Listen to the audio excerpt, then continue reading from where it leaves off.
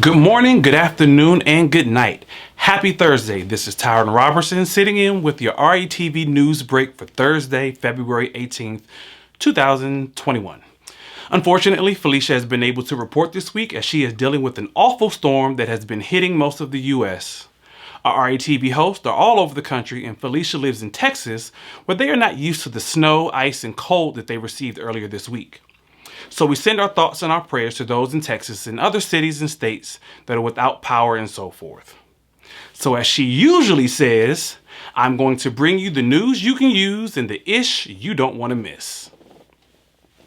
In RETV positive news this week, Kishanna Heyward, hopefully I'm saying that right, the author of Credit is King, Kareem and Credit is Queen, Charlene, who was inspired to create a credit coloring book series when her 4-year-old daughter asked about credit.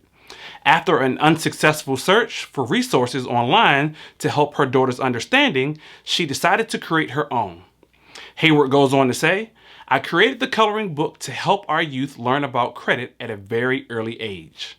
As a former elementary school teacher, I know firsthand how much time is dedicated to standardized testing, which often leaves the subject of financial literacy up to parents to teach.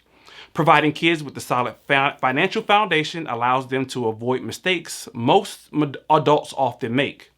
Not only will children benefit from the activities in the credit coloring books, but parents will also be able to further understand key concepts that impact their overall credit score. In the back of each book is a guide to help parents become subject matter experts. In doing so, the book serves as a learning tool for both the parent and the child. Along with teaching families about how to manage credit, the book emphasizes subjects such as real estate investing and overall debt management. The goal of these coloring books is to help families to start the conversation early about credit, finances, and creating generational wealth, said Mrs. Heyward. It was important to me that every page provided a teachable moment. Now, this is the dope idea. I personally am glad to see this come to life.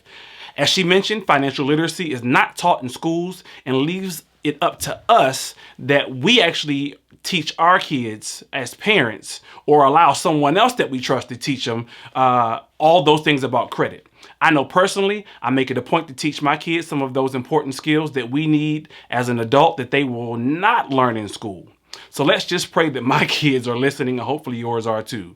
Credit is King, Kareem, and Credit is Queen. Charlotte can be purchased online by visiting creditisKingKareem.com.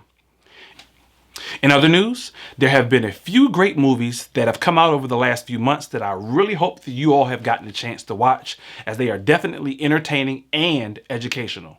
I personally enjoyed them myself. The movie Judas and the Black Messiah, which opened last Friday in theaters and streaming on HBO Plus, is drawing critical acclaim and award nominations as a drama about a real-life story of Black Panthers leader Fred Hampton and William O'Neill, the FBI informant who betrays him.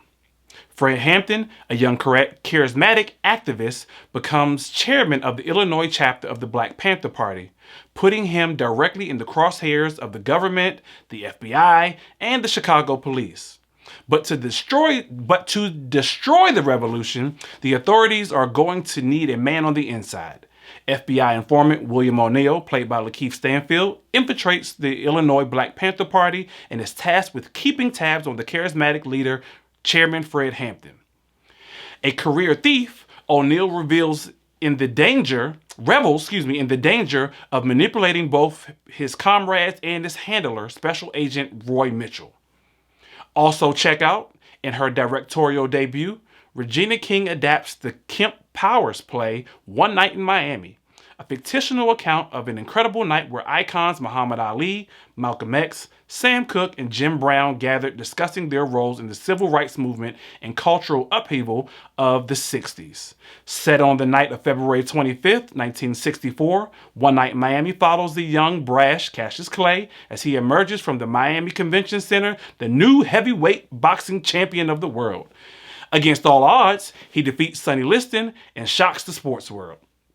While crowds of people swarm the Miami beach to celebrate the match, Clay, unable to stay on the island because of the Jim Crow era segregation laws, spends the evening at the Hamptons House Motel in Miami celebrating with three of his closest friends, Malcolm X, Sam Cooke, and Jim Brown.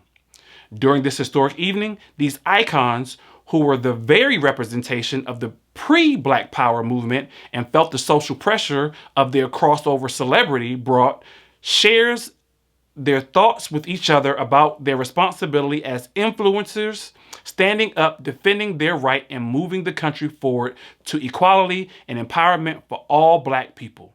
The next morning, the four men emerged, determined to define a new world for themselves and their community.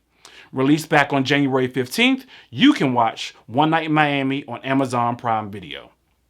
Lastly, check out on Disney Plus, released back in December of 2020, Safety. Safety is a drama inspired by the empowering story of former Clemson University football safety Ray McElrathbey, if I'm pronouncing that correct. A young man facing a series of challenging circumstances whose dedication and persistence helped him to triumph over repeated adversities. Aided by his teammates and the Clemson community, he succeeds on the field while simultaneously raising and caring for his 11-year-old brother, Famar. These are just a few of really dope movies out there on streaming platforms and in theaters that I personally have watched, and I think you should actually check them out too. Well, that's my time for today. Again, this is Tyren Robertson, sitting in for host Felicia Dortch with the RETV News Break, bringing you the news you can use and the ish you don't want to miss. Sending our thoughts and prayers out to those affected by the winter weather this week in the state of Texas and other places. I will see you all next week. Peace.